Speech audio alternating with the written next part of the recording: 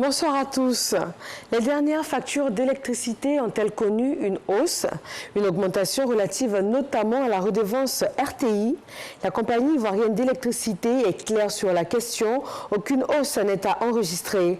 Alors pourquoi sur certaines factures cette redevance se chiffre à 4 000 francs CFA ou plus au lieu du tarif normal de 2 000 francs?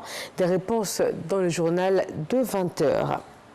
L'année 2020 a été positive en termes de promotion des droits et actions en faveur de la femme. On peut citer la loi sur la minorité ou encore celle relative à la succession.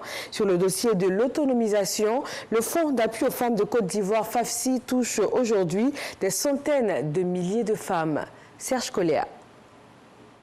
Le FAFSI, le Fonds d'appui aux femmes de Côte d'Ivoire, constitue une des satisfactions de la ministre Ramata Libakayoko. En quelques années, l'initiative de la première dame Dominique Ouattara, soutenue par l'État de Côte d'Ivoire, a permis de sortir environ 250 000 femmes de la pauvreté. De 2021 à 2025, le FAFSI va être augmenté de 10 milliards de francs CFA à raison de 2 milliards par an grâce à la volonté du chef de l'État. Vous avez des femmes qui sont parties de pas grand-chose, je dirais de rien, mais grâce au FAFSI, sont devenues des femmes entrepreneurs qui contribuent au développement de la Côte d'Ivoire. Au plan social, de nombreux acquis en faveur de la promotion de la femme sont à souligner. Entre autres, la loi de la succession qui permet à la femme d'hériter au même titre que l'enfant. Il y a aussi la loi sur la minorité.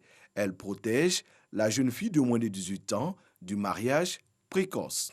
Au niveau social, au niveau économique et au niveau politique. Le président a à cœur de donner à la femme sa place. Au plan politique, il y a un décret d'application qui vient d'être signé pour qu'il y ait 30% de femmes sur les listes de candidatures des partis politiques ou groupements politiques. Au niveau même de l'administration publique et privée, il y aura une loi qui va être prise pour la parité. Je pense qu'il y aura aussi une ouverture pour les femmes dans le gouvernement. Il y aura sûrement plus de femmes dans le gouvernement. La ministre annonce également le lancement du programme gouvernemental Usine de Côte d'Ivoire.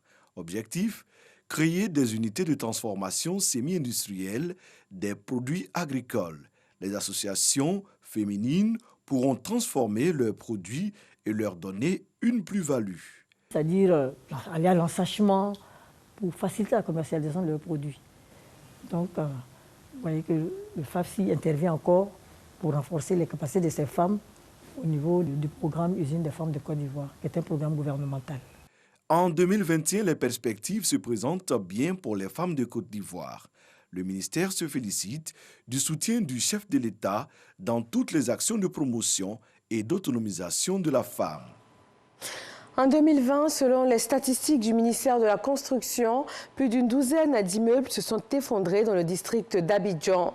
À côté de ce chiffre alarmant, plus d'une centaine de chantiers de construction d'immeubles ont été déclarés anarchiques, cela en raison du non-respect des normes de construction en vigueur.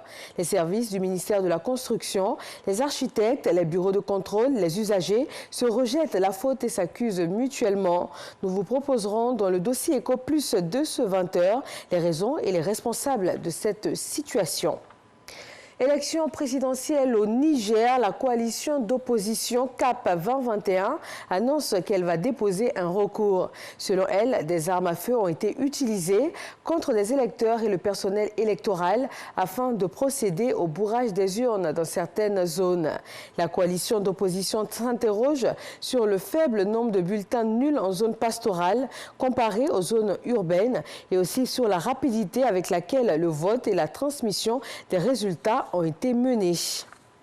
À 2 jours du scrutin présidentiel en Ouganda, le pays a ordonné à ses opérateurs Internet de suspendre l'accès à l'ensemble des réseaux sociaux et services de messagerie jusqu'à nouvel ordre. Mais selon le régulateur ougandais, il s'agirait simplement des lenteurs de connexion qui peuvent être dues à l'importance du trafic provoqué par les élections à venir.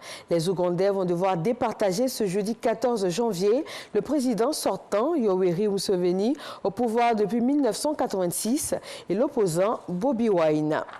Et puis aux États-Unis, pour terminer, il n'est pas question de suspension des réseaux sociaux. De nouveaux appels à manifester commencent d'ailleurs à y circuler. Selon le FBI, des partisans de Donald Trump projettent des manifestations armées qui pourraient débuter dès la fin de cette semaine et durer jusqu'à la cérémonie d'investiture de Joe Biden le 20 janvier.